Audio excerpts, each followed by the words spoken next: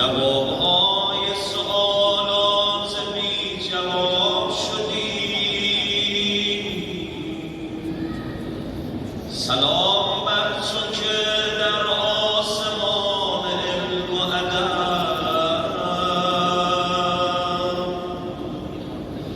شعاع نور شدی، مثل یک شهاب شدی.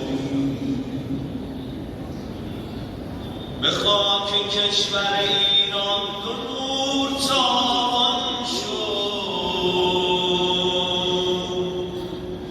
رضا چو شمس و شموس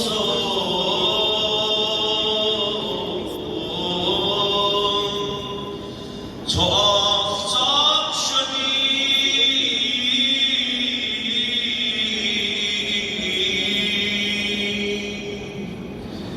برای یاری دین امام عصر خودت شبیه عمه خود پای در